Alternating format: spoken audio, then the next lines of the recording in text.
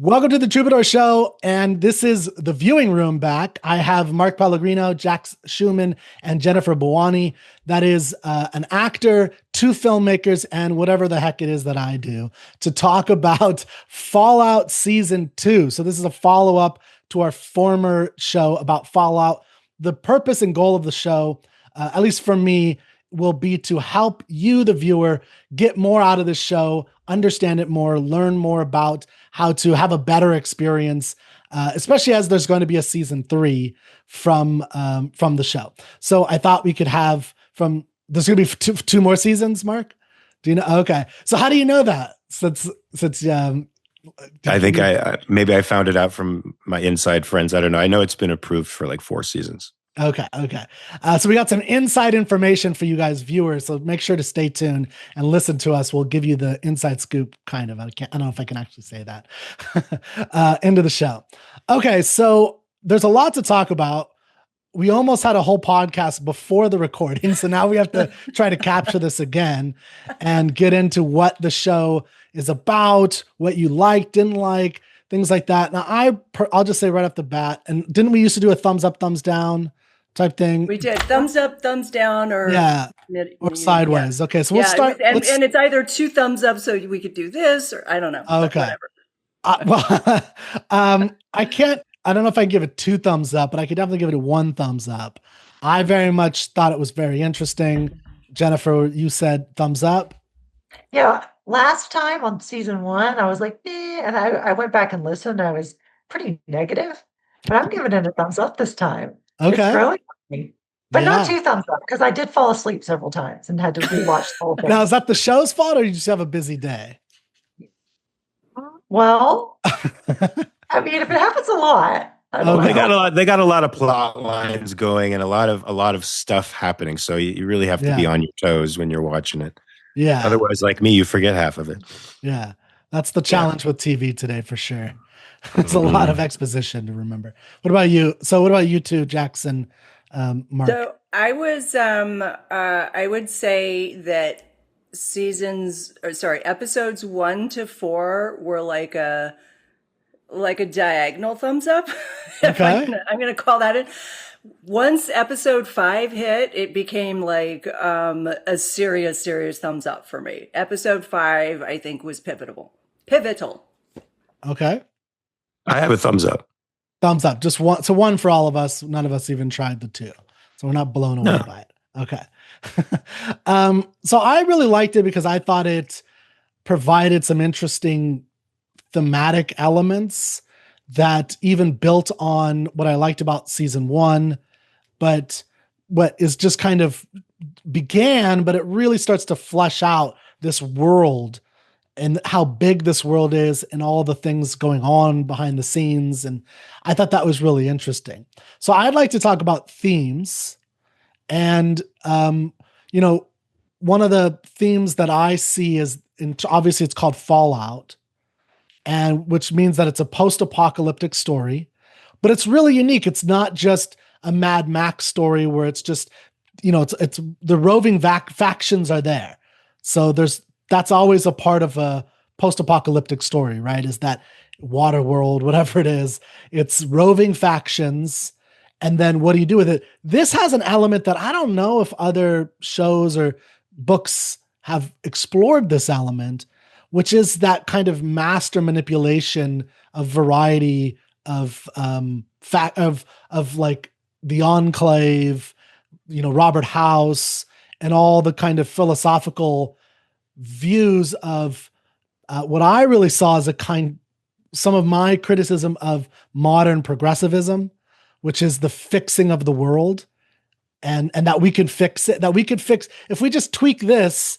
Like there's a scene when Lucy's father is trying to put in that implant in the back of that guy's head, right? And he actually pulls someone out of the vault who had paid extra to, remember this? He paid extra to get like a nice vault. And the father, Hank, pulls out this guy, does this experiment, and his head explodes because it doesn't work. And whenever Hank talks in this, especially in this season, but even in last season, I think, but like, it seems like what he's after is trying to tweak the world to get a kind of utopian vision for what they think it should be. Right? I don't know what you guys think of that as a dominant theme. Maybe not the main one, but one of them. No, I like that. And I think that kind of ties in nicely to what also separates this from most other post-apocalyptic TV shows or movies. I'm thinking of The Last of Us. I'm currently watching Paradise right now. I think we did it. Paradise? Paradise, yeah, on Apple TV. It's all post-apocalyptic. And then we did a show on Station 11. I think those were all like naturally occurring, or like, I don't know that if there was like nuclear war, but like true nuclear war where like superpowers were fighting with each other, right? And then the apocalypse happened. This is the first show that I've seen, not that exists certainly, but this is the first show I've seen where the apocalypse has been masterminded in a way.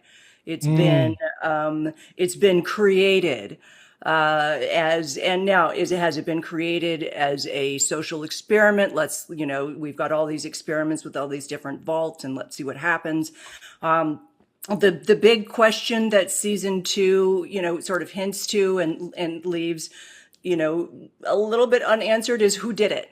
Who started, who dropped the bombs, right? Was it Vault-Tec who dropped the bombs? But Dr. House, or not Dr. House, but Robert House would tell you, I'm thinking of House because I've been watching Hugh Laurie. Robert House would say, oh, it wasn't Vault-Tec that dropped the bombs. It was, they're hinting at the Enclave. Like, this has been in motion for 200 years.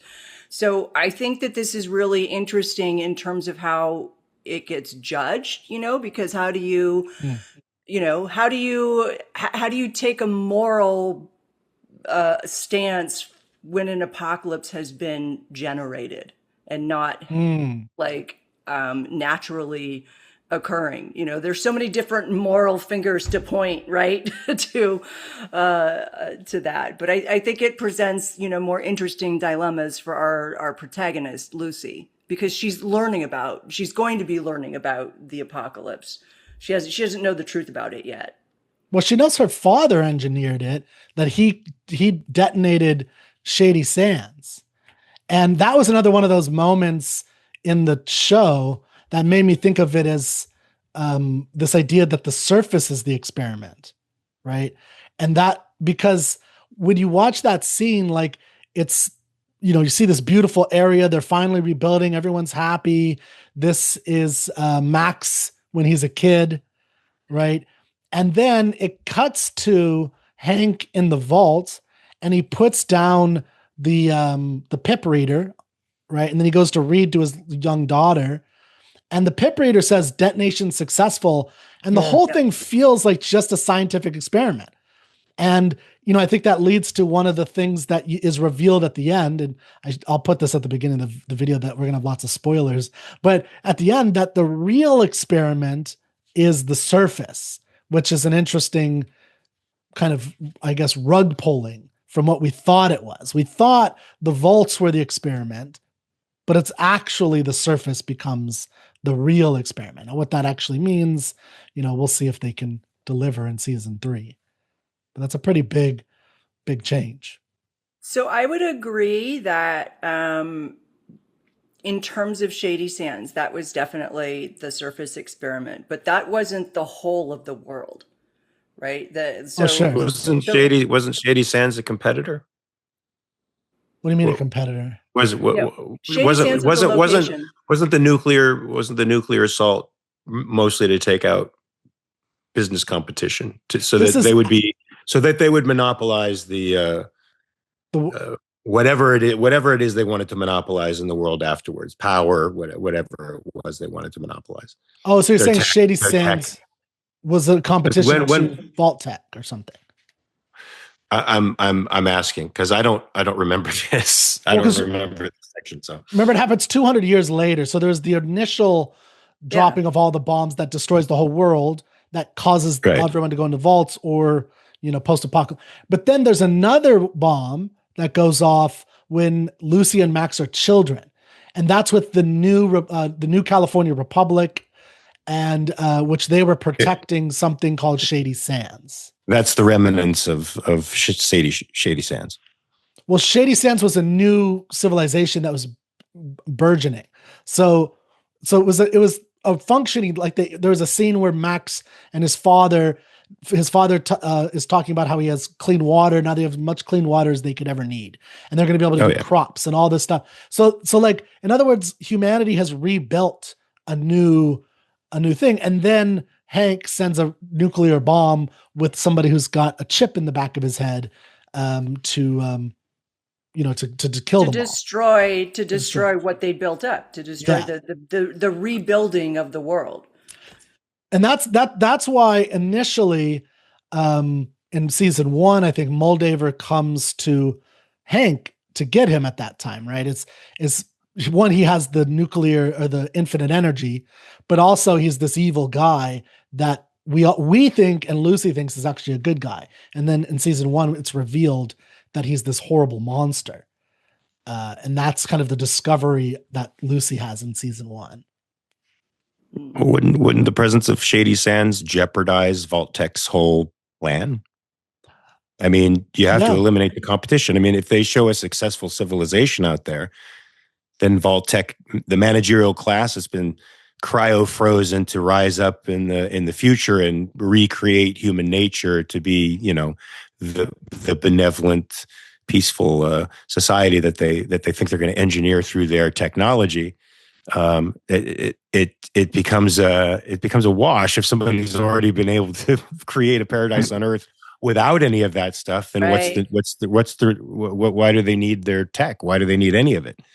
Well, this is a good question. He takes them out. It's a corporate move. It's the way Hollywood sees the corporate world, right? They engineer an entire apocalypse so that they could rise to the top in a couple hundred years, and their tech will be monopolized, over the known world.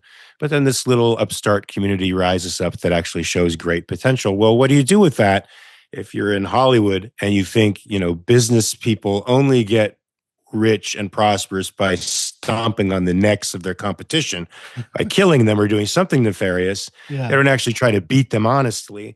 I don't know. So that's why I said the competition, because it seems like that's what it was. It's a threat to the promise of Vault-Tec rising up to Vault-Tec dominance, care for the world, right? Well, let me ask you, because they reveal a couple of times in the series, in the season especially, what they're really after. So what they're really after is not money, it seems. It's not even the competition. They say that, like, for instance, when will the vaults, when is Reclamation Day going to happen? So Reclamation Day is when, Bud talks about this. It's when they're going to defrost all the managers. And Lucy's brother actually does that early. Norm does it early to kind of mess up the plan, the hundreds of years of planning. But Bud explains, and so does Robert House, so do some other characters, when Reclamation Day is supposed to happen. Do you remember what they say? Because it's not about money. It's not even about competition necessarily. So they say that it's when everyone agrees, when everyone is, in agreement with us. And that's where this weird technology of the brain control thing, I think. So they're in a beautiful collective. They're in a nice collective where everybody agrees. Okay. I don't know that. Yeah, we talked about the capitalist thing in the first season, our first show. I think it's an interesting thing because I don't get the impression that this is merely anti-business, anti-capitalist. I mean, there's some of that for sure, but it's pretty absurd, even the way they do it within the show. Like, there's a moment when Barbara, I think that's her name, the Cooper's wife, she has people coming into her conference room, and one of them is a marketing guy, and he's trying to market how the look of the nuclear explosion will be. This is what a 5 megaton blast will look like over Los Angeles. Marketing thinks a 10 megaton blast will look better for the billboards. But it won't be a 10 megaton blast. It'll be multiple 5 megaton blasts. Obviously, it will be multiple blasts for Los Angeles, but our design team thinks that it would look too busy. See? Just a cacophony of puff clouds.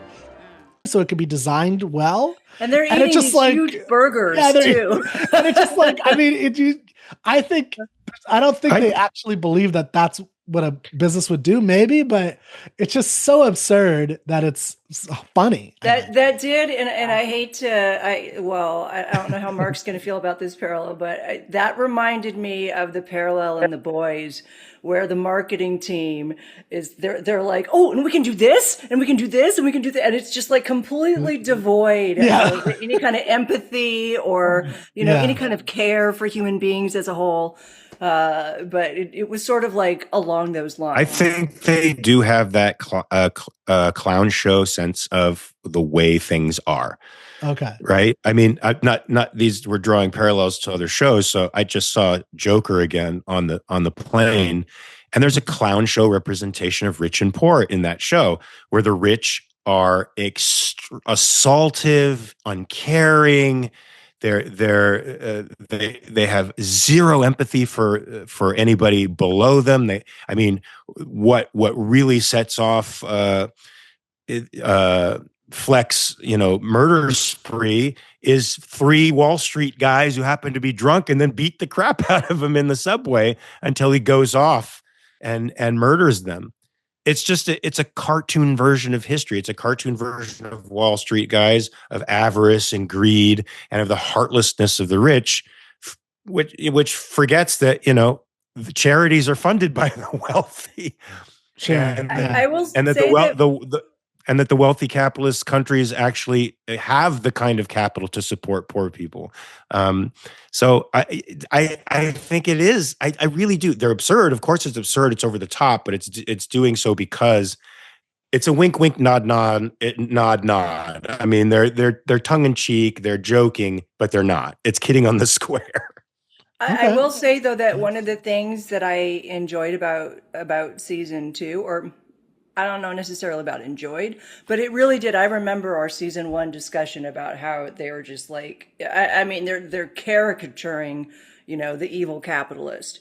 And one of the more interesting themes that I thought season 2 brought in was, hey, it ain't just the companies, it's the government too. Mm-hmm. Government is just as corrupt. And when you have corporations so deeply enmeshed in government, you are going to, like, nothing but corruption can happen as a result. And so I did appreciate that, because the poor congresswoman, right, who eventually becomes the head of, all that's good and kind in the robots, right? The poor congresswoman is just a puppet for, and who plays the president? Yancey, I always forget how to say his name. Brown. Yancey Brown, is that it? Or Clancy Brown? Clancy Brown. He's like the perfect guy. I loved him in Carnival too, but he's like, as soon as he comes onto the scene, you're like, that's a freaking bad guy. Like, and you see, Clancy. I know. Well, I'm sure he's a great guy in person, but you see Cooper handing over, the diode, the cold fusion diode to him, and like, you've done the right thing. And then it's all in this great like montage, which one of the things I do want to talk about at some point is the great use of montage that that season 2 makes. But you're like, you just know as soon as he hands it over to him, shit's going to go sideways. And I like that they brought that in, because that's actually realistic. We see that a lot today. Yeah. I mean, there's a lot of interesting questions that I think we don't even know for sure that will be more in season 3.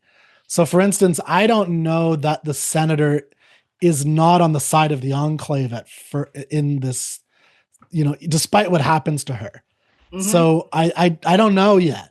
Because, like, how did she have such quick access to the president? What was she trying to do? Did she think she was doing good? Was she manipulating Cooper? I don't know. I think she was probably supposed to be some kind of, the way that the show thinks of the good congressperson doing good work out there, which is, she's very boring and plain and no charisma. but she's the one who's actually doing good, right? And I think of a lot of people like in think tanks who are really smart and trying to actually do good, but they can't convince anybody of anything because they have zero charisma, zero confidence, and nobody listens to them. That's what I think of with her. I think it's perfectly plausible that she would be innocently ignorant as to potentially as to the Enclave's involvement or POTUS's involvement with Enclave, because imagine, she's a lowly congresswoman. You were asking like, what kind of access does she have? But like, you tell, let's say she's a congresswoman. She tells the senator, she gets to the governor, she gets to somebody who's got access to the president. I have something that's going to, to give to the president that's going to change the nature of everything. Of course, the president is, who's part of Enclave is going to give her access to him so that she can turn it over. And I think that a really interesting parallel between how Cooper deals with the congresswoman in his past versus how he deals with Maximus and Lucy, because that's a great parallel of when he asked Maximus to hand over the diode. I don't know if you guys remember that. It's before they go storm, the death claws in Las Vegas. But he asks Maximus to hand over the diode. And it's a direct callback to Cooper handing over the diode to the president, basically saying sometimes you have to give. I wish I could remember the exact phrase, and I'm sure that we'll have a clip that goes with this. But give it to a bad guy to get it to the good guy or something. Yeah. Which is what the cowboy represents usually. He's the man who's violent, but he chooses to use it for good. Right. That's the classic Western trope that I always found really interesting in this season with the Ghoul. So the Ghoul starts off the Cooper character, and I want to, what you're saying about the diode is interesting too, because, why does he want it? What is it? What is his motivation? But remember, he starts out of like, just kill them all. And the Ghoul asks Lucy at one point, what are you going to do when you find your father? I bet you're going to shoot him in the butt or shoot him in the ass and let me make the decision on what to do. But what does he do at the end? He shoots him in the ass and lets her make the decision. Yeah. I thought that was a great arc of just like, actually, I'll tell you what I think about it, but I'm curious what you guys think about the Ghoul's arc before I reveal my thoughts on it. I think this is a great segue into just talking about arcs in general, because I thought that season 2 was full of them. Not full of it, but full of arcs. Yeah. And I thought what you were saying about the diode is very similar, because he learned a lesson in that. I think that's part of what he learned. And I think of the diode as basically like a MacGuffin type thing. Like it's just some thing that's in the back, it's just some special powerful thing that's there that they're all chasing. Well, technically it's cold fusion that gives limitless energy, but we still haven't figured out how that's working. But yeah. So, but what do you guys think of the Ghoul's arc? And then we can talk about Lucy and Max and, any other characters you're interested in. I have many, but I've been talking a lot, so I'll let others go first. Well, you can't really explain his arc without getting to the backstory, right? Are you referring to the backstory? Yeah, because that's why I like this season so much more, is we got to see who he was. He wasn't just this one-dimensional monster with a bad nose. He actually without a nose. he has a journey he's been on. He was in the military. We got to see that he saved a guy. We got to see that he had the dilemma with his wife, and is she a good guy or a bad guy? And was she bad? Was she a monster when he proposed, or is she just a monster now? And then that flips on its head. And then the house guy that he goes and he doesn't want to kill, even though he's been asked to. That flips on him, and he kind of says, like, I think you're the killer. And so House says that to Coop. Yeah. That's a great scene. He's that like, was a big what if you're the killer? Yeah. So all of that backstory just made him so much more sympathetic, and you saw why he was as hardened as he was. And towards Lucy, he's kind of showing her the reality of the world versus her more okie dokie, wanting, which we discussed that in the first one, is how much we liked Lucy and her innocence and her wanting to be good. I didn't pick up on the diode thing, so maybe you guys explain to me the change you saw in the end. That I don't know if I but what was you're, but mentioned first, what that. you're bringing up something really important. I think we should pick on is just like what he learned in terms of, at the beginning of the season, he's I think it's episode 1. He's walking through the wasteland with Lucy. This is after they kill all those people in that trap, but she doesn't want to kill anybody. She leaves the killing to him. And then they walk by and they hear a scream.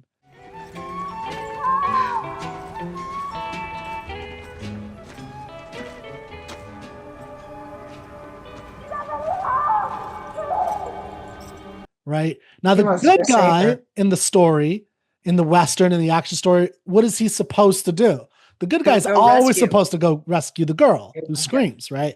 And then, but what he says to her is he looks at her and says, "I used to be like you, stupid," right? Like, and now he's had 200 years to learn what the wasteland turns you into, which is why I thought Jennifer, what you're in terms of season 1, I think that's relevant about Lucy and him. Is he says to Lucy, like one of the pivotal scenes is like, "There you are, you little killer," right? The whole point is to get her to kill. That's the whole kind of arc of her, is that when you're in this life or death situation, you have to kill. And the whole point of him in this season seems to be the opposite, learning not to kill, when not to kill. And in this case, or at least to not take that option away from somebody. Right. And that's what he does. He lets her have the option. And I love the little cowboy hat, nod as he shot the father in the butt. He kills one guy who was about to, implant the micro device in her neck. And then he shoots the father in the butt and lets her take it from there. So I thought that was a great art, but you see like a lot of intercutting between when he was in the flashbacks before the war. He doesn't even want to kill the guy who he just learned is going to destroy the world, right? He doesn't want to kill Hitler, essentially. He's like, "I won't do that, but you killed for the military." But I killed for the military when I was in a uniform, and it was the right thing to do because that was the right thing to do. Now, who does he hate the most? He says this 2 or 3 times, and even Lucy picks up on this, and he has a term for it. He hates a certain kind of person in this new world. Do you remember? It's about their jackets. Oh, I don't remember, but you did just bring up, but something like uniform jackets, like something about they all, like these biker gangs that they kill everybody. They all wear the same jacket. He hates that. Right. So anyway, what were we going to say, Jack? No, I was just going to say, I thought it was really interesting that he, when he does that, has that flashback and he doesn't even want to kill Hitler. Right. And if you also, it harkens back to season 1 when he was playing a cowboy. And they wanted him to like shoot the guy in the face at the end. And he was like, "But wait a minute, like I'm the good guy. Like I wouldn't just shoot him in the face. I would like handcuff him and, have him like, take him to court." But I personally think that, and maybe I'll let Mark go first to just with what I'm about to say. I think that you can't talk about the Ghoul's arc unless you talk about Lucy's arc, because I think that they're inextricably tied together. Yeah. I mean, that's the great thing about sort of buddy flicks like this turns into. Sometimes you get 2 dynamic opposites, you put them together, you put them on a journey together, and you watch how the best and the worst in each character affects the other and changes them. And that's what you get to see with the Ghoul, affecting and changing an idealist, getting her to touch grass and not become a pragmatist, but honest and clear about the way the world works. And her idealism affects him and makes him a better man. It harkens him back to the man that he probably was, that used to be, when he was striving to be good, when he was trying to save the world, when he found out that he was actually shilling for the bad guys and really tried to change, really went through those dynamic that soul searching stuff where he had to, discovered what his wife really was and and the conspiracy that he was more or less the front man for, and trying to make that bad good again. So you see the evolution of his character as a hero, and then his de-evolution into a cynic, and then you know that the two of them, the chemistry between the two of them, their opposite philosophies are going to make them both very interesting characters. And you're right, that's what that does. They're inextricably linked together. Yeah, I think that there are so many great examples of how the two of them really affect each other, and in some respects infect each other. From Lucy's perspective, the ghoul's violence infects her at some point because he has to turn her on to the hard reality of, well, if you keep shooting them in the butt and the knee, they're only going to rise up again, and I'm just going to have to shoot them and kill them because that's the reality of this situation. There is no legal system here. There is, not like you have down in the vault. And she has to learn to actually accept that almost like on a moral level. I don't know if she's gotten there yet. And a great example of that is, when I think Kirk, it was a scene you were talking about earlier where he was telling her, they were walking together, and sort of in that same walk, and when they hear the scream of the woman and he wants to walk by it, he says to her, empathy is like mud.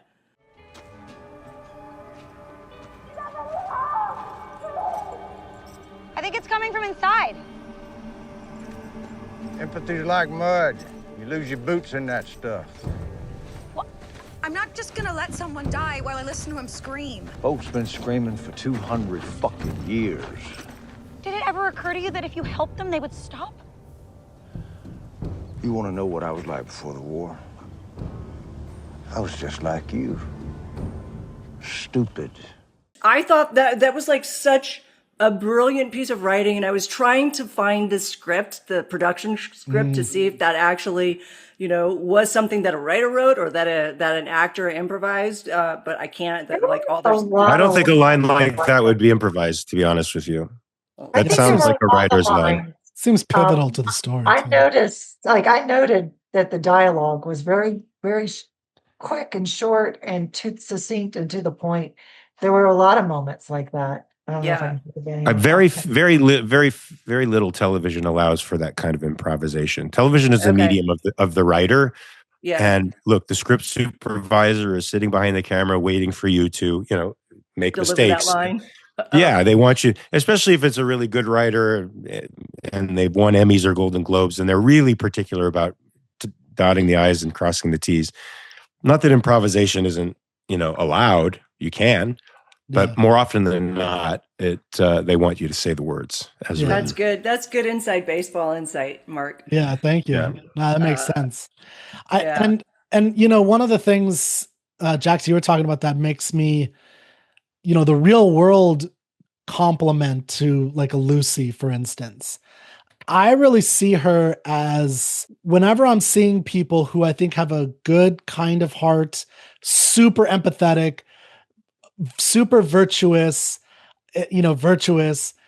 when they talk about, on Facebook or something like Palestine or Iran and things like that, coming from a complete level of, oh, you should never do any kind of violence. This is all horrible. And it's like, that to me is how Lucy always sounds, where she has this idealism that's so disconnected from reality. It's like, these people want to kill you. Your version of idealism doesn't make any sense. And really, you're relying on somebody who's killing for you, right? He's willing to take the killing for you. And you somehow think that you're morally above that or something. But it's like the same thing. You're only alive because someone else did the killing for you.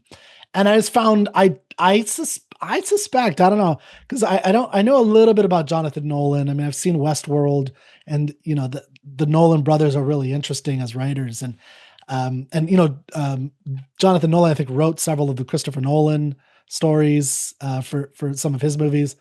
But anyway, like, I just really get the sense that kind of idealism, which is obviously disconnected from reality, which I think is quite prevalent today, especially on social media. See a lot of people virtue signaling about how evil this kind of thing is. There can't be one single civilian that dies as a result and of it's just like to war. Unjust everything. Yeah. And Lucy really seems like that. Now, will she become the ghoul at the end? I don't think so. I don't think that's the purpose, but she definitely has to learn a different way. And I think she does. But I think during the drug scene episode where she's on drugs, right? She's and shooting yeah. Go ahead, Jennifer. Elvis's. Yeah. She's on drugs, and it's almost like, I almost feel like it's the reverse of what people normally do on drugs. Like, oh, it wasn't me, it was the drugs talking. But a lot of times, sometimes it takes drugs to actually like open up or reveal reality, right? And we could talk about a whole different topic on drugs and like how you learn lessons of reality on drugs. But I feel like in this particular storyline, she's on drugs and she is now like open to like, oh my God. And she gets like this rush, of killing people. And she's like, more drugs, please. Maybe I should get a cigarette. And he's like, just one addiction at a time. And, but one addiction at a time. I feel like it opens up something for her.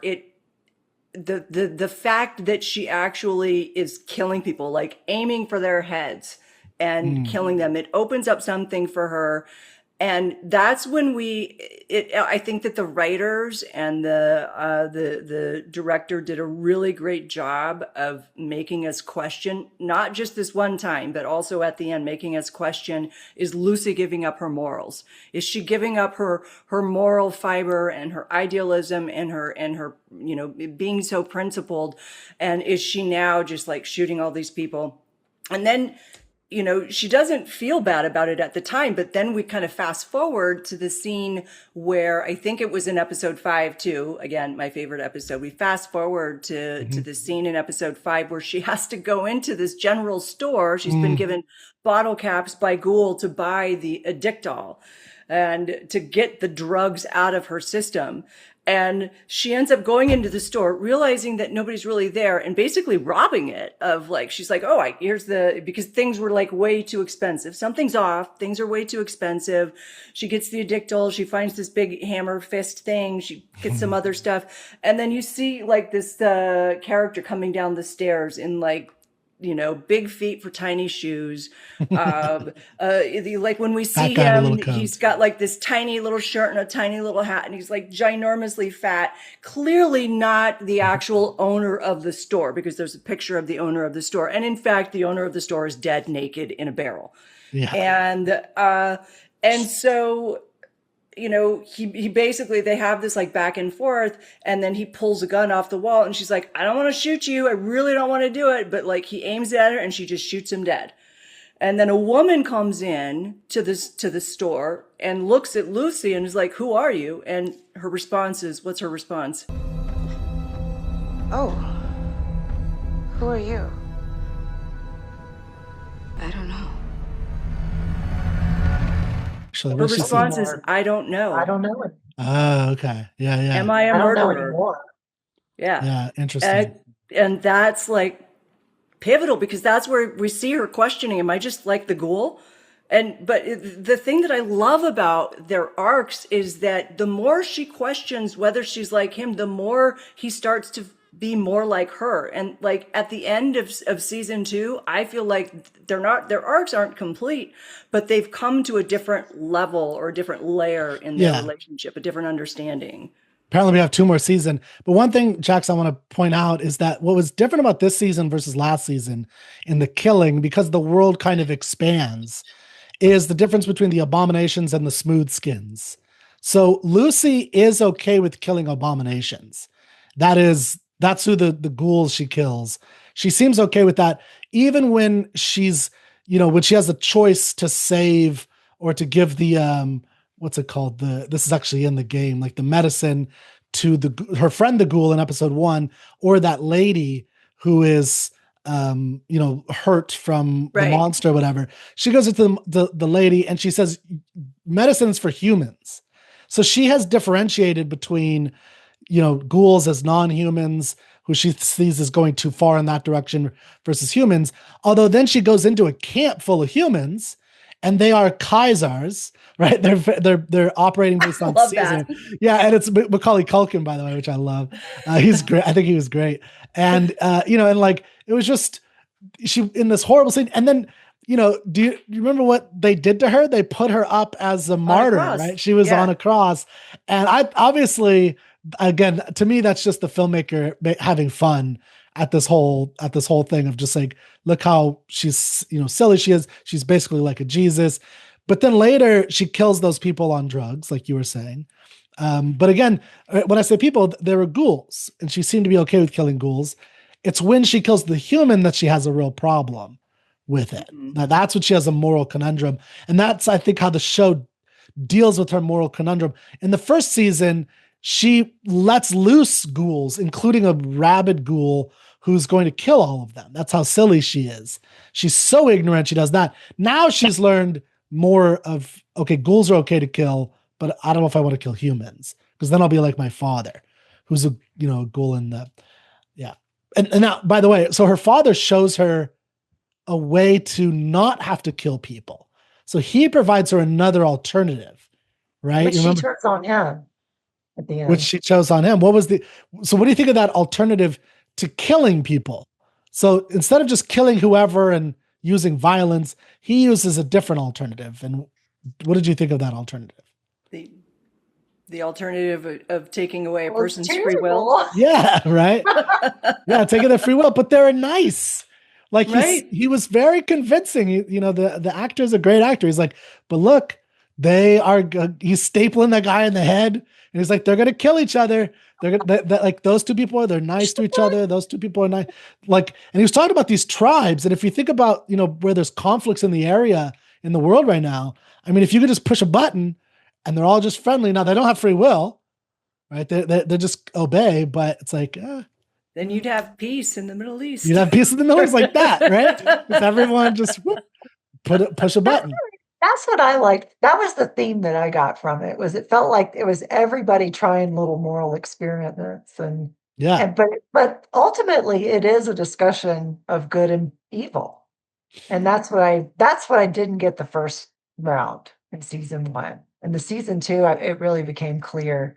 It's everybody on their moral high ground, but could be very distorted moral high ground. But then it culminated with the two of them walking and talking and dealing with her dad and him trying to find his family. What did you think about the ending when his wife and daughter weren't there? He didn't get to meet him. Yeah. And they're going to be in Colorado. I think we could frame the ending of season 2 with the ghoul in particular in his arc. Because if you remember what was going on, so he chose to give he wanted to get that energy from Maximus. He traded it, right? So he didn't just kill him for it. He traded for it. And then he gives it to Robert House so that he can go find his wife and daughter. Now, in order to do that, Robert House makes him put on the pip and be an employee. And remember, he directs him where to go. What did you think was the purpose of that whole sequence, and then the reveal of where they were and what was his decision? Because this is, I think, the final Cooper's decision. Cooper/Ghoul. Yeah. Okay. I feel like Kirk's a teacher and we're the students, so he's got the right answer. Sorry, I can't help it. I do these lectures too much. I like it because they're really good prompts. And I do a lot of courses. I'm doing a cinema course on westerns now, pretty soon. So I'm just in that mode. I apologize. All right. So the question is, I think it's awesome. The question is, what do you think House's intent was to get the ghoul to put on the pip and act as if he were his employee? Well, I was thinking about the creators, because they're building this end scene with House doing this, and then there's a final image for the ghoul. There's 2 final images that he makes a decision. So everyone makes a decision. Max makes a decision, Lucy makes a decision, and the ghoul makes a decision. And what do you think in the ghoul situation, based on what we've talked about? what do you think that decision means? He's walking. There's scenes where Robert House is saying, go left here. And he's talking to him about the situation, the hopelessness of what's going to happen next. Everything's going to, this, grand ruler is going to come out of the woodworks or whatever. And then he gets to the place, he sees his wife and the names, he opens it, and then there's a postcard. And the postcard says, you were right about Colorado. Right. And because then they talked about escaping to Colorado with the daughter and Barbara. Yeah. And they showed that big business building in the middle of the Rockies. So I assume that there's more going on there. That's season 3. That's what I assume. Yes. And it's a little spooky actually, because we don't know if Barbara's good or bad. I don't think we know yet. And we don't know how old Janie will be when he meets her. Was she in cryostasis this whole time? And then he drops the pip and he walks away. So I think the author is trying to show something with this sequence, given what we've just said about. I think that's a Terminator moment. Okay. I think it's a T2 moment. I think it's a fate is what we make moment. Where, because House is House is like the evil Tony Stark. Who is in charge of all the freaking technology, and he's selling it to the military. Like, he sold them the suits, didn't he? Did he create the suits, or am I just confusing Iron Man here? I think he did. So he's the technology guy. He's like who Tony Stark was with horrible morals. And I think House is basically trying to, in a way, bully the Ghoul or Cooper because especially since he was like, well, it could have been you could have been the one responsible for all of this. So I think he's kind of like trying to keep his thumb on the Ghoul. And I think thumb, yeah. Yeah, and then finally, like, the Ghoul is kind of like, I don't accept your fate. I don't accept the way you think this is all going to end. And boom, take off the pip, opens up a whole new world. And I feel like that was like that moment in Terminator where she's like has this horrible, vision of nuclear war, and she just like slams the knife on the table and carves in it, and then you see later fate is what you make, and she decides. Yeah. Oh, that's go a off and great do her parallel. own thing. Yeah, I think that makes sense to me because again, the Ghoul does not know any of the answers to the question of his wife, at least according to the flashbacks. Right? We don't know. She kind of seems to help. They seem to be part of it, but like what happens to her next, we just don't yet know. Now, maybe he knows and we don't know yet, and that's part of it. But in terms of that season, I think it's up in the air whether she's actually part of the Enclave or not. Right? That's my interpretation. I don't know about you guys. But remember, the Enclave is perhaps the House, right? The House always wins.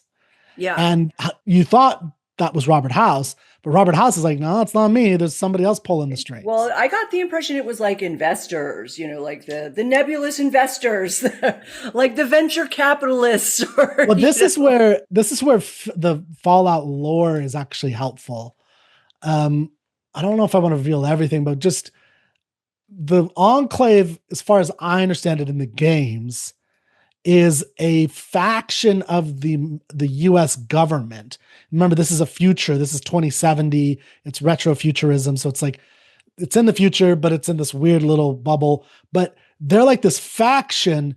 They're the Enclave, and they kind of make their own special vault while they're going to wait for everything. So the management is management to the Enclave, right? They're working for the, so remember Hank is always calling. He's making calls isn't it weird? He goes to that place and he puts on a suit like he's clocking in, because that was the plan all along. The plan all along was to get him and to get the managers out there to do this work. And what was the work that they were doing? Which was to put, to put stuff in people's, because that's the ultimate plan, at least as far as we know it now. Now, is that the same thing as what's the FEV? Is it what is the First evolutionary virus? Okay, so I feel like FEV is different from the little things in the back of their head, because virus to me means you spread it like a contagion.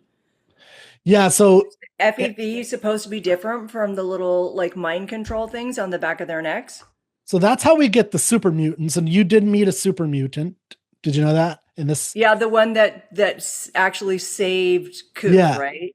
Yeah, so there are super mutants. They're actually really fun to fight in the video game. Is that what that was? But they're That's the why I product, always watch it with subtitles, because it tells you who the character name is. Yeah, so they're super mutants. That's true. That's a good way to do it.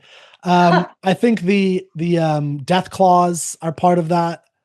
Like, and there's all kinds of experiments to kind of perfect humanity, to create this uniform person. And that is what I think is a really interesting theme of the whole story, is this, you have all these systems trying to get you, or competing to try to find what the best outcome is. They're all trying to tweak outcomes. Like, there's this Thomas Sowell book, Conflict of Visions. I don't know if anybody's ever read that, but I always think of that with this story in particular, where it's really these. Has anybody read that book, Conflict of Visions? I've read Vision of the Anointed.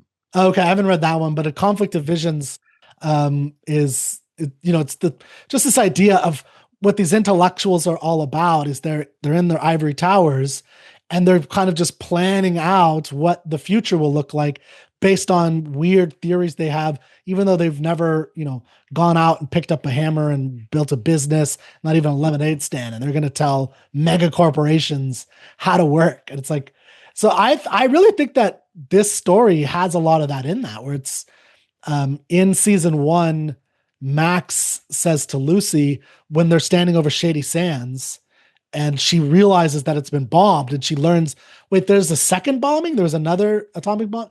And he says, yeah, people always, think they know what the right future is, something like that, right? So they always know what, and I really think that that's a deep theme of this whole story.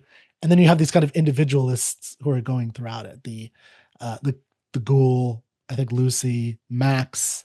We haven't talked about Max yet. And then there's a couple in the vault. There's Norm. I think it's important to talk about him and call him Maximus, because Maximus.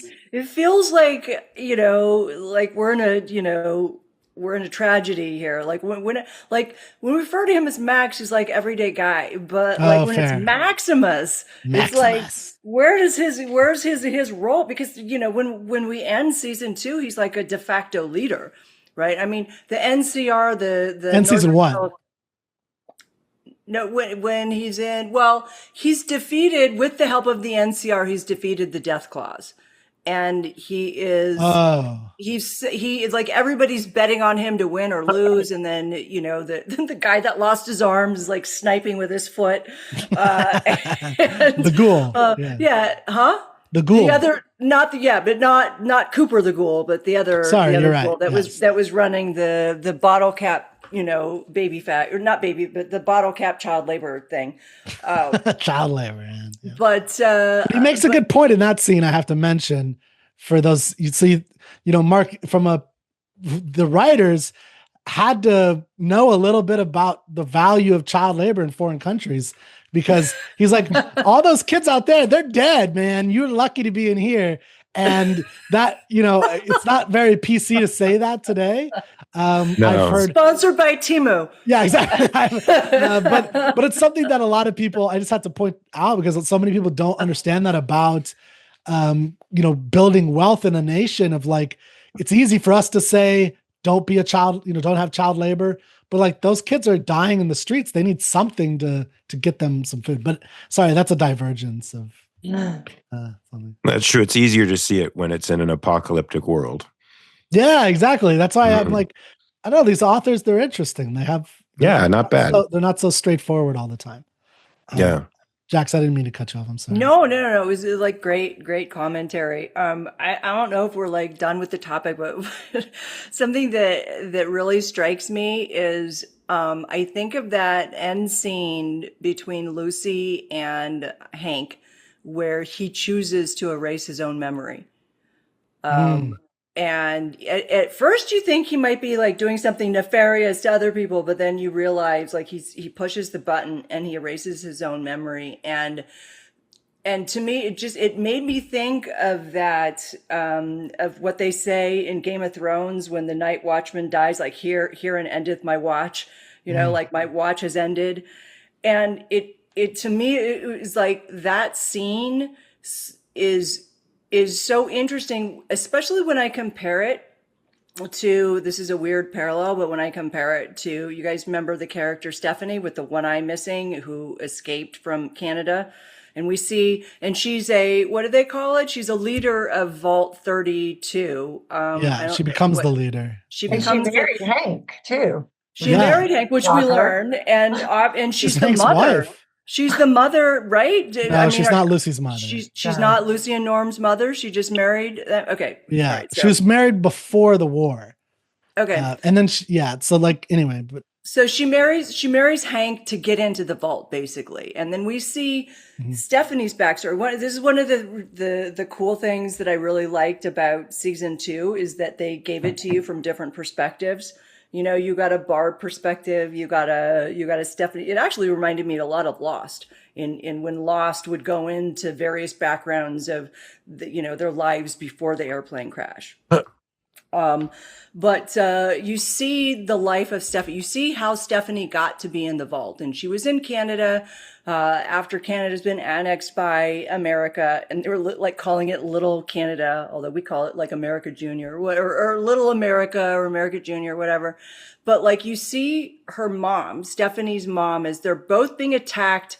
We don't know what the forces are that are attacked. We just know that it's bad, it's dangerous. And her mother is basically giving her daughter this advice of, I raised you Catholic, I raised you with good morals and everything, but now, fuck all that. Now you are on your own. It is survival time. Those people, like, you have to get to America, but do whatever it takes because they're not human. They're Americans, which is like, it might be a little on the nose for the politics going on currently. Yeah. And who knows if the writers were doing that. But what you see though is the mother who has spent her entire life raising her child to be good, who's giving her this decree of everything I ever taught you before, forget it.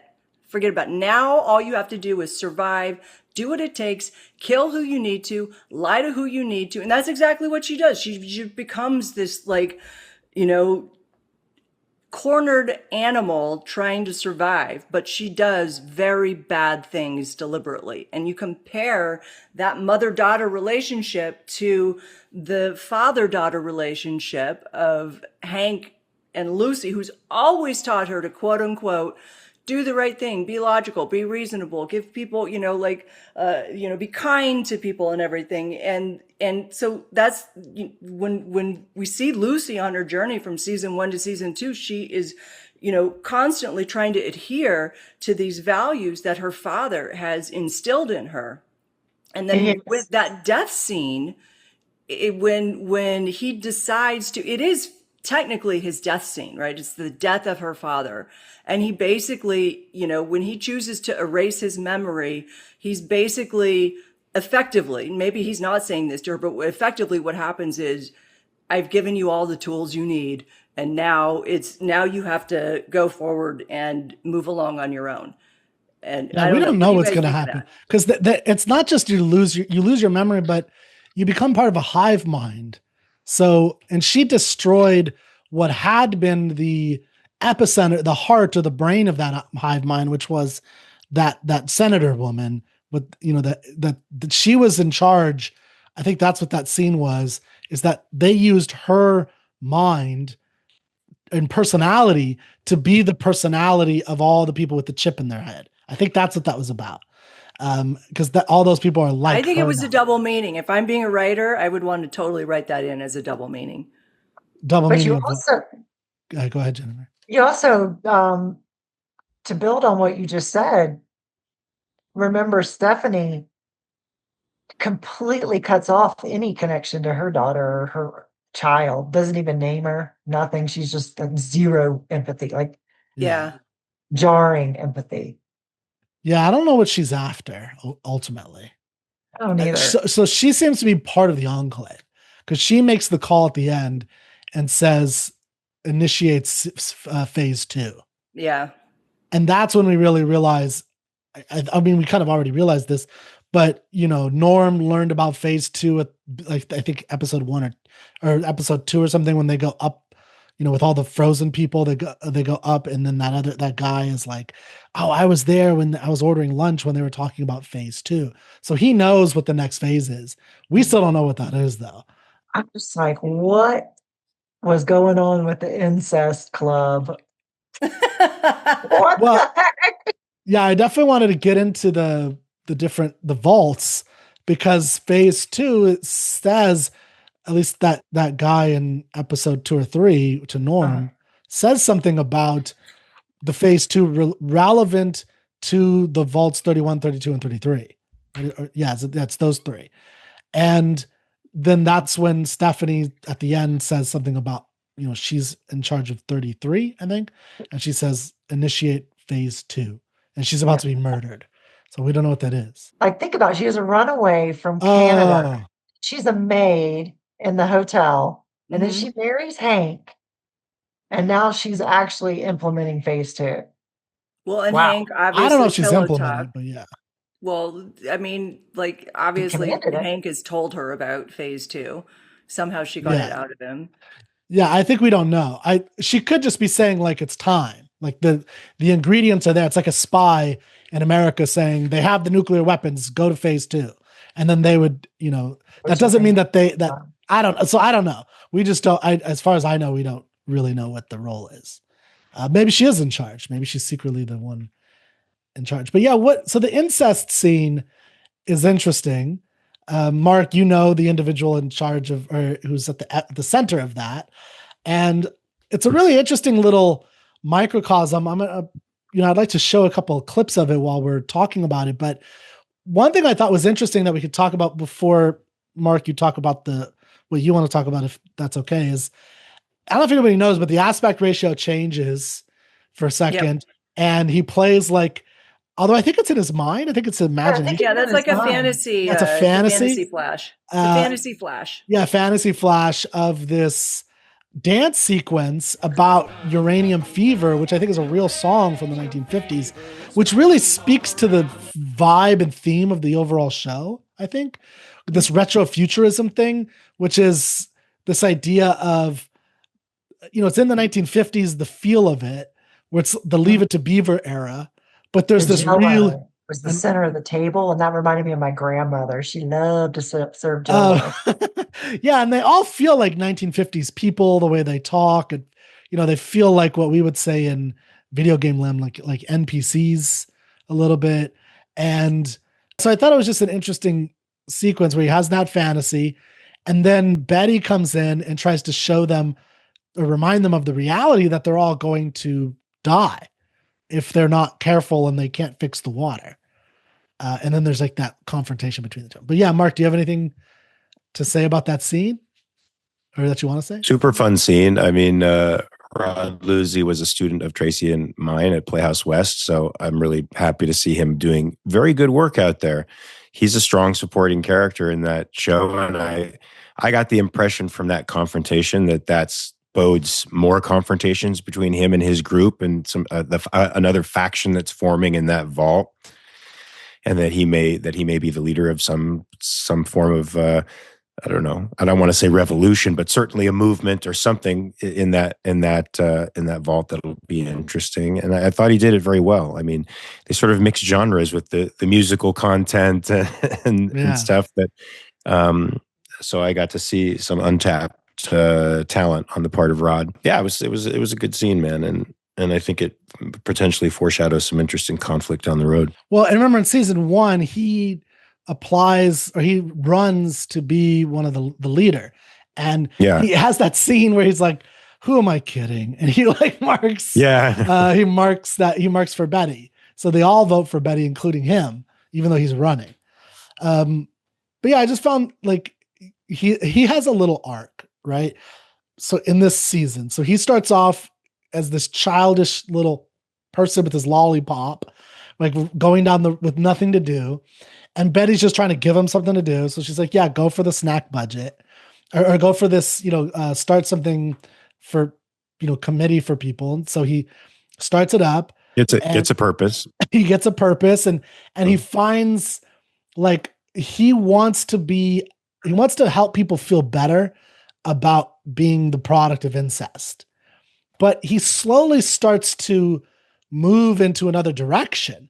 So it seems like he becomes pro-incest by the third or fourth sequence when we see him, or at least okay with it, right? Like all he really it seems like movements sort of start that way, don't they? Like the social movements that we see, the woke movement that took over for a long time, it starts out sort of as an innocent thing where we want to have compassion for the people who are downtrodden and marginalized. And then it becomes a deep identity thing where it becomes a tool of manipulation and a tool of power that they end up using against the rest of the community. So it's no longer about feeling compassion for somebody who's in a marginalized or fringy community. It's now you better do as I say and perform what I want you to perform. Like conform to weaponizing. my idea. Yeah, they weaponize it or else. Or all hell is going to go. So you're right. It ends up becoming something. You better have perverse. compassion for them, or else, And in his case, it goes from having compassion for a group of people to fully endorsing a particular kind of lifestyle. And you see like the brother and sister perverse. eating strawberries from each other's mouths. So weird. Yeah. I think that, and it is, and it's interesting because he goes into this mode where all of a sudden he takes on this righteous mantle. And you mentioned woke left. I would actually put him, if we're going to parallel him to today, of like incel right. He's more like the right, the extreme on the right politically in America, because he talks about like, our fathers, our forefathers, they did what they wanted to, right? And that's what we're going to do. And we're Americans. So he's a griper. You're saying he's a griper. Yeah, exactly. I think he's like that more, although they're basically the same person. They eventually meet at the other end of the spectrum. Yeah, they're basically like their vibe is the same, the way they act and are, and they're like this righteousness. Well, because what eventually happens is a deviation from reality. Yeah. When you deviate from reality so severely, you're both going to end up in the same dystopia, and they even, the same illusion. They even say a line when he says something about quit talking about the weevil famine, and then that lady who was his first supporter, she says, "Thank you for saying the quiet part out loud." And we've all heard that phrase today. That has been definitely a griper thing. Yeah, they said the definitely a right-wing thing. Yeah, and then he turns into a child. Right, he grabs a handful and shoves it in his mouth. And Betty, like, I don't know if she's good or bad. She seems to have turned out to be actually one of the only good leaders. I don't know. We'll see. Because so I didn't realize that Betty was the actual assistant to Barbara. They couldn't name the same character Betty. That's a writing faux pas. But she was in all the flashbacks. She was Barbara's like right-hand woman. Yeah, so she comes from Vault 32 or whatever the manager vault is, that has the Bud's brain in it. She comes from that, so she is part of that old world. But I don't know if she seems to be doing good, like being good. She seems to be trying to be a good person. But who knows for sure? I think so. I haven't looked her up yet, but wasn't she like the blind woman in Deadpool that he roomed with? Oh, maybe doing cocaine. That could be the same actress, sure. Yeah, I think that's the same actress, Ed. I just like I think she's a great actress. I think they have strong actors across the board, and at least from my perspective, I thought they all did a good job. I think season 2 did a really good job of they had very good use of montage, and you have to be careful when you're doing montages to I don't know, to not make it too self-indulgent, to not have like too much epic melodramatic music involved. But I think that they did they made a really good use of voiceover montage, not necessarily music montage, but voiceover. And Jen, this is a callback to the "Are You Safe" speech from *Halt and Catch Fire*. where, you know, he's giving this speech at a conference. And the one thing that I'm thinking of is the Congresswoman, when we were first introduced to the Congresswoman, and she starts, she's introducing people, and then Cooper's war buddy comes up, he's receiving an honor. And then they flash to the modern. They're flashing to Lucy being like crucified on a cross, and it's all about like what would you do? What's like the moral right thing to do? And they do I think they make such a great use of montage and so powerful, where you're seeing these incredible moral parallels between, and you're also seeing Cooper, the ghoul, you know, because half of his montages, he's you know, speaking as Cooper, but then you see him as the ghoul in the actual action of the montage, rescuing Lucy from the cross, from being hung on the cross. And I love that, and the cinematography I think is great, because as she comes down from the cross, you see the shadow of his hat, of his cowboy hat. Oh, I missed that. It like retrospective of so many great Westerns, you know, they do such a great job with that. I think that like all of the creatives, the directors, the cinematographers, the camera people, they deserve like huge kudos for creating story within a story without necessarily on the nose dialogue, right? Yeah. I should probably say something, because I've been listening and learning, actually, and remembering. I think the show, I'm very interested in seeing where the ghoul goes from here. I like that he sort of I walked off into the sunset the way a Western hero would, you know, leaving the villain in the dust, to go on his journey alone. And I'm very interested in seeing where that goes. I do think all the moral problems that are sewed into the plots are very interesting. They're very, like you said, it's, even though I think some of the corporate stuff tends to be a little bit heavy-handed, and I do think that Hollywood looks at corporations as evil, and I think they do have sort of a clown show sense of history. Some of the moral problems that they've sewn into the characters are compelling and interesting, and the arcs of the characters that the characters experience as a result of influencing each other through these moral problems is interesting as well. So I definitely want to see how Lucy ends up. I want to see how the ghoul ends up, and I want to see where the project is going, where Vault-Tec is going to go. Are they going to be able to complete their vision of the world? Are they going to be derailed by our heroes? I'm very interested in seeing what happens. Do you know what happens? Since does it have a conclusion in the game? No, not as far as I know. So the games, there's quite a few games. Like it goes back to, I think, the really early 2000s or even late 90s. So there's a bunch of them. I've only played Fallout 4. So yeah, the games, and I haven't even played the whole thing.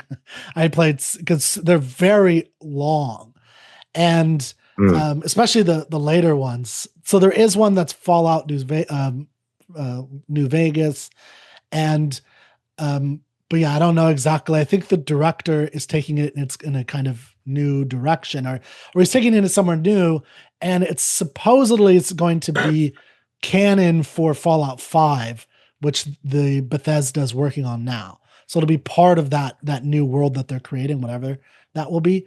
So besides the video game, one thing I do want to say about The Good, which is interesting, is, at least to me, is this, like, what do the creators think is the good in this case?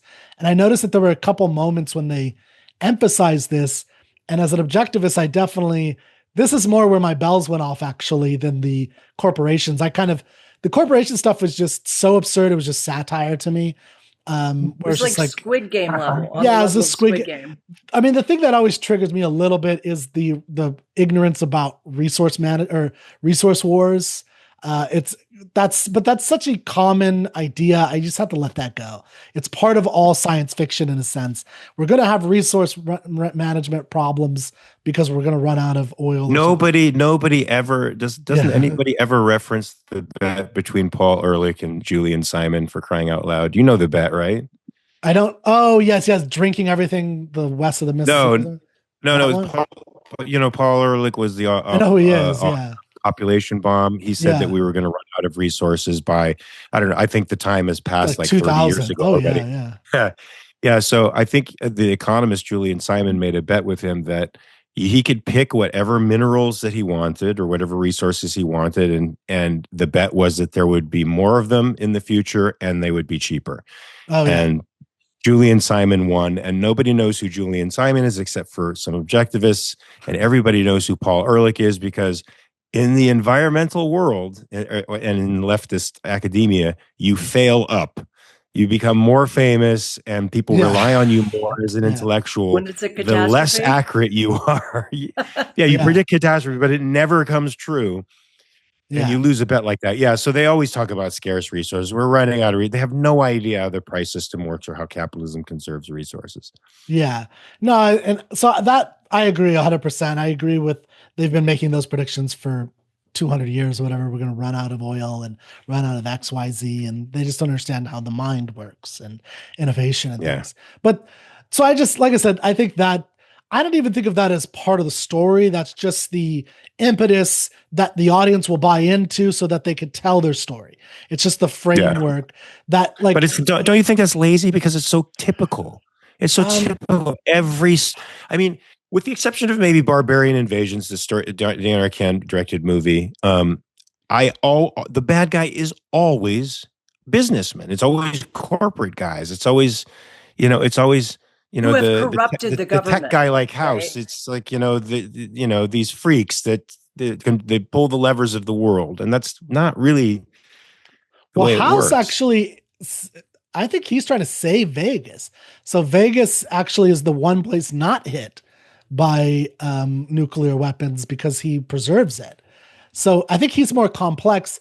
And again, I think the Enclave, but he's still a crappy character. Yeah. And he's still portrayed as a narcissistic megalomaniac. I mean, I'm not going to defend the murdering megalomaniac. He's definitely sketchy, dude. There's generally not heroic businessmen projected in television or movies or anything like that. Yeah, I agree. It's very rare that you get anything like that. You get the cowboy. So Cooper's a good guy, especially when he's young, before he's a ghoul.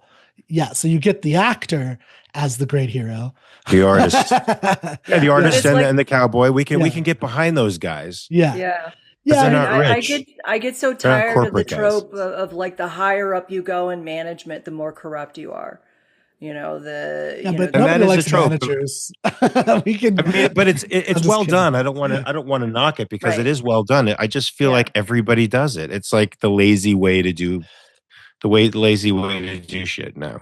Yeah, I mean, there's a deeper question about, because they're seeing a trend of this. There's Severance, there's Pluribus, there's a bunch of these shows that are diving into this question of individuality and collectivism, I think, and hive mind thinking in this new world of AI that we're starting to see. I think there's really, and so the question is, what's the impetus for all of this? In the world of Fallout, it is corporate. In the world of Severance, it's corporate, right? In Pluribus, it's an alien virus, which I think is a little bit easier. I don't know if you guys have seen Pluribus yet, but and it has actually made me think about my premises, because I thought, well, if they eliminated all the crap that goes along with collectivism, the violence, the knowledge problem, all the things that make collectivism a failure, including the violence to make everybody conform, and everybody had absolute knowledge. Like me, just as an actor, I could do brain surgery, I could build a rocket ship, I could go to the moon. Everybody had absolute knowledge. Then all of us, which is impossible, of course, but could collectivism work? And I do see communists online talking about this shit. Like, oh, well, how did you actually solve the calculation problem, the knowledge problem? Well, we have AI now. So now we can do collectivism and planned economies well, because we have supercomputers. Well, I think that's what the Enclave's doing. Isn't that the Matrix too? I mean, isn't that the like jack you in on the neck and now I'm a helicopter pilot, or now I know kung fu, or yeah, but this is instantaneous because of the virus. They're all connected to everybody in such a way that they know. Well, now they know everything. They know everything that the other person thinks. for the Pluribus. Oh, wait a second. Oh my God, I have seen Pluribus. I just forgot. I know exactly what you're talking about now. Yeah. Sorry. Yeah. My hive mind was not connected. So And they can't kill. So it's like, like collectivists kill. I mean, what do we know about collectivism? Well, it's got about 120 million bodies behind every attempt to make a collectivist society. And what happens if they can't kill? They can't even pick fruit from a fucking tree. Yeah. They're so benign. But Pluribus, they kill like 800 million people. Well, they died. But they died. They didn't die. They weren't killed. They died. I feel like maybe this should be our We need to do another viewing room on this. But I thought they were corpses who they died of the infection. But it was because of the infection. Used. Yeah, right. but it was it's they like they didn't kill them. But the main character says, yeah, you got to crack a few eggs, right? So yes, to accomplish the utopian vision, we see that. So bringing it back to Fallout, it's the same thing. So yes, maybe there is a utopian vision of collectivism that's possible where there's a hive mind. So Fallout has a hive mind. We just need to clack everybody down, get them to have this one unified. The question is, how many people have to die in the meantime? And then what about individuality? What about Cooper and what he wants with his family? Whether his family is good or bad, he doesn't care. That's what he wants to know how they end up. It's what drives him. And it makes him, I think. So, well, and I think the significant difference between Fallout and what you guys are talking about for Pluribus is that in Fallout, the hive mind erases what was there before. That's the thing, is like, you no longer have the knowledge of that individual and the memories of that individual that came before the little thing on the back of your neck. Yeah. You are now an empty, basically you're a blank slate. And now we're imprinting this, Congresswoman, her kindness, which kind of begs a continuity question for me, but I don't want to get deep in the weeds on this. It's like, if she got destroyed, where did all the kindness go? But the fact is that the individual has been erased, and now it's a blank slate upon which we can imprint our morality, basically ideology, philosophy. In a sense, it's a mind rape, in a sense. Well, again, Hank is correct. They're not violent, and they all cooperate. But it starts violently, right? It all starts from violence, and now it's not going to be. We're going to violently remove everything from your brain, and now we're going to, That's the 5-year plan. Yeah, it just takes 5 years of killing hundreds of millions of people. Once we get through that, then we'll have Utopia and everything will take over. We solved it. Yeah, exactly.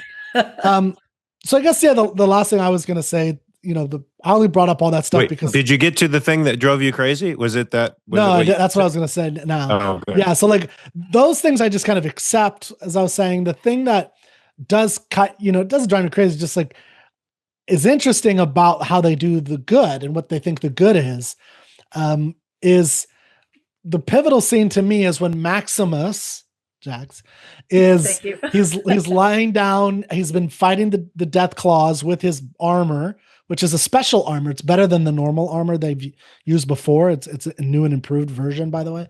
And he's been winning, but then he gets knocked down. He's all twitching out.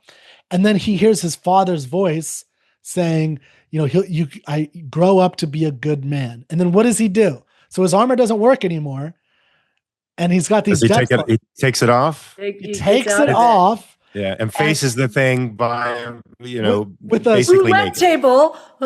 Yeah, a roulette table. Yeah, a roulette table and a pole. These monsters that can rip apart stuff in order to protect townspeople. So this is High Noon. In order to protect and David and Goliath. It's a lot of stories, yeah, but we've done a High Noon show together.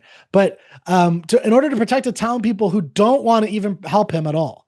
Right. Like one guy is like, I'm going to get a shotgun. He's such just a good point. Gotta do it.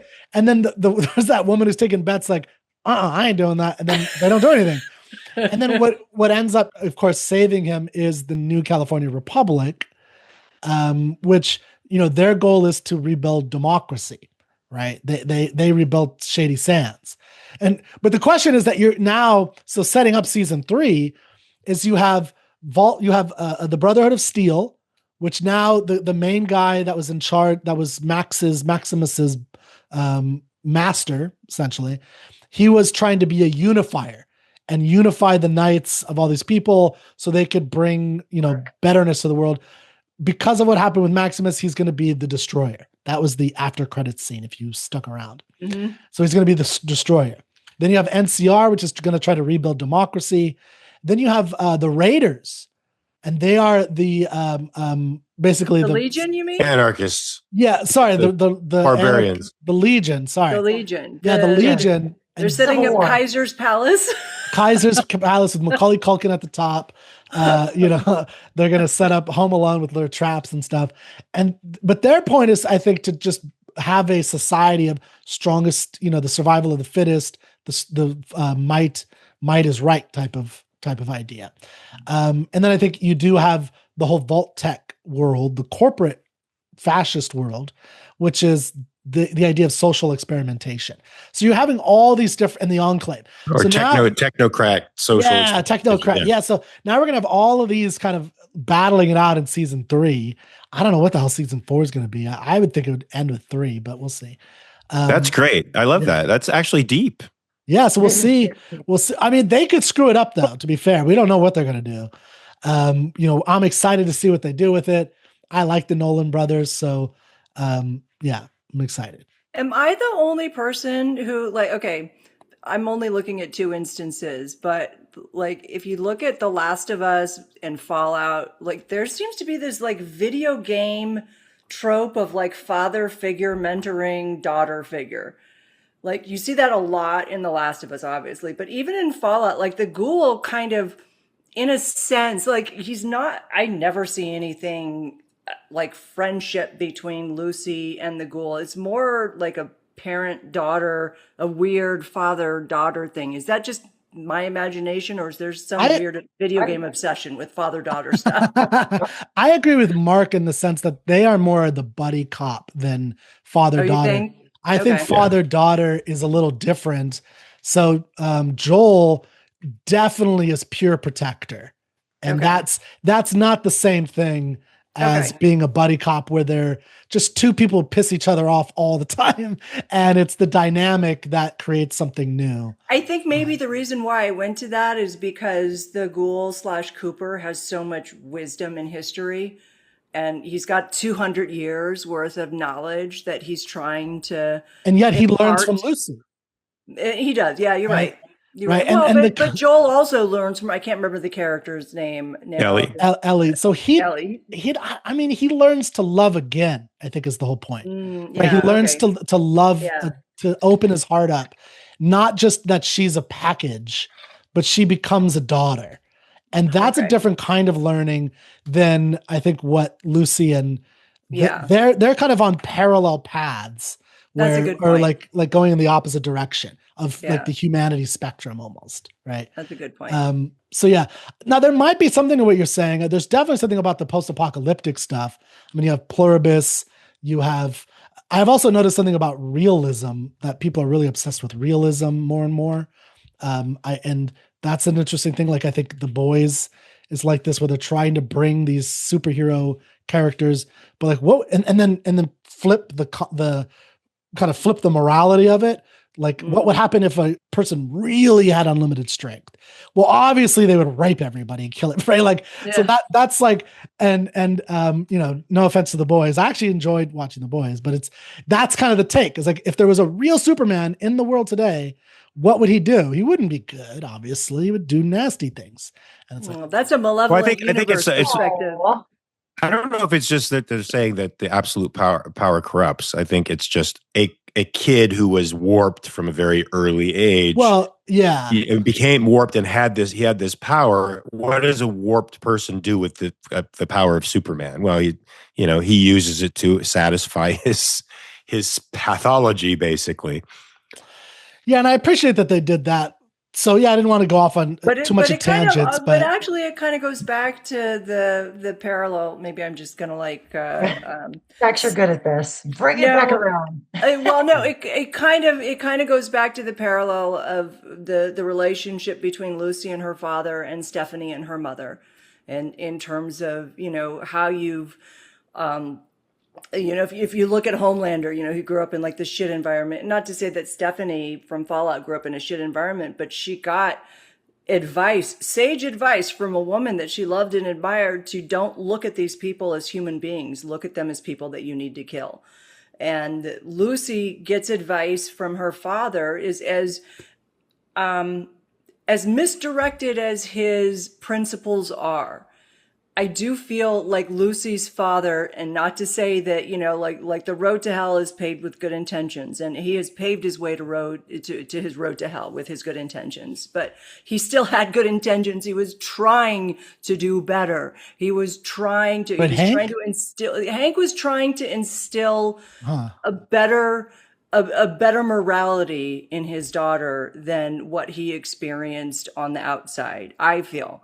I think we see in the flashbacks that he's a pretty corrupted guy. Yeah, because he detonated that thing when she was a kid. I guess I don't see that one. He's like he detonated. He killed on the surface. I'm saying on the surface. He taught her a bunch of stuff on the surface, and she finds out in the end that that's not what he was like on the surface. But he taught her the bad things. I'm going to say this as a parent. I'm saying something as a parent here. Okay. Saying I'm not something a parent, as a parent. Fake it till you make it. Sometimes. Sure. Which is. But please don't blow up a city. But yeah. Please don't what? Blow up a city. No, I'm not going to do that. No, there's this idea of kids that have grown up in broken homes who are taught by the parent that they're living with to be this, be that, be a great person, do this, do that. And in their formative years, they absorb it like a frickin' sponge. That's what Lucy did in her formative years. This is when her brain is developing. She absorbed this pseudo-morality that her father has given to her. She finds out past her formative years that her father is not who she thought he was. But because of the lie, because of the fantasy of being a good father, because that imprinted itself like physically in her brain, she still retains that. So despite her father being a corrupt, despicable man, she still has imprinted in her brain that he was good at some point morality-wise. And that helped her be a moral person so that she could later condemn him as being immoral. Does that make sense? Yes, but what does she have to learn? So she's literally in an ivory tower. She's in a vault, disconnected from the real world. In this place that, like it's mentioned in the show, she's living on a mountain of food. If I lived on a mountain of food, I'd be able to have that kind of morality where I'm the good person. Maximus is like, who do I give this to? I'll give it to the one good person I know, that's Lucy. But her goodness is this kind of isolated, protected, not, a fragile type of thing. When she goes out in the world, she has to learn how to actually live and operate and make good moral choices. She does, but what's her base? She has a base. Sure. She had a good moral base in her formative years. Despite it being a fantasy, despite it not being real, she still had a good moral base. And as a mother, I can tell you that when you come from like a broken home, whatever, and you don't show your children the messiness and the ugliness of everything, but and it's not like you're giving them an illusion, but you're giving them the best of what you can give them. That gives them a really good base so that when later they learn that the reality is not what they thought it was, they still have something deep inside themselves in order to protect them from the horror that they're going to learn at a later life. It would have been much worse for Lucy. Think of it this way. Why doesn't Lucy go out there as a 10-year-old? Why doesn't she go out there? Well, her mother takes her out there actually as a young girl. I'm just saying, why don't we start this story with her as a 10-year-old or a 13-year-old? Because she's had all of this time to have a quote unquote fairly good moral base so that when she does go out topside into the world and in the wasteland, she sort of has like the moral tools in order to deal with it. because she doesn't become depraved. She has this stint of, having drugs and killing people and being all excited about it. But in the end, she does the right thing, which is to betray her father, who already betrayed her. Yeah, I guess I see part of what you're saying, but I don't fully agree. Just because Maximus also has something. Well, because Maximus comes from the outside world. He has the image of the knight, and that's enough to have that model of being a good person. He had a few years in that Sandy Hooks, and that was enough. To me, like, I understand what you're saying. So she loves her father. Lucy loves her father. That's why after he's brain dead, excuse me, she hugs him. Right. And it's like, oh, she's saying goodbye to her father. He still meant something to her. There's an emotional connection.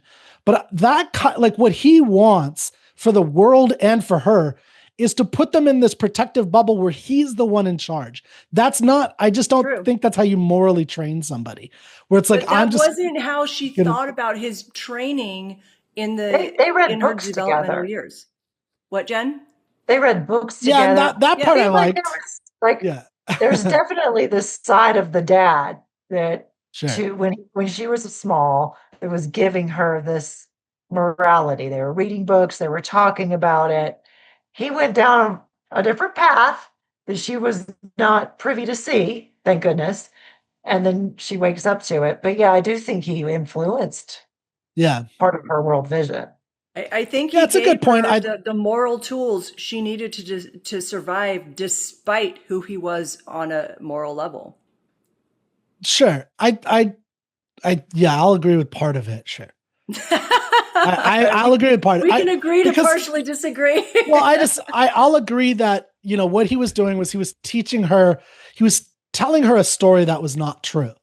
Right, the story about they're going to have Reclamation Day. Yep. They're going to go like they're rebuilding America. So he told her what America stands for. He taught her those things. So yeah, I'll agree that were true. It's just he didn't believe that in his, it's just he was lying to her about it. Yeah, I don't think he believed it. I think he believed that he knew what was right and the right way, and he was going to impose that on other people. I agree. So, but okay, I'll agree with that for sure. And I think that's what the story is really interesting, is that it's these competing visions of morality and how they operate in the real brutal, world, which is often comes out clearest in these post-apocalyptic stories. So these stories go back to like epic poems of the past. They go back to, Greek tragedy, even the flood myth in the Bible. I mean, it's just the idea of just washing away the bad civilization, and then someone trying to rebuild it, and it brings up very interesting moral questions of what to do in these things, and that's what I think is interesting about the show. Agreed. So, yeah, amen. Right. Well, thank you, everybody. Hopefully, we can come back and talk about Pluribus and The Boys now, because it looks like we have a lot to say about those shows. Oh yeah. But yeah, thank you, Mark and Jax and Jennifer, for joining. And we'll see you next time. Thank you. Thank you for hosting.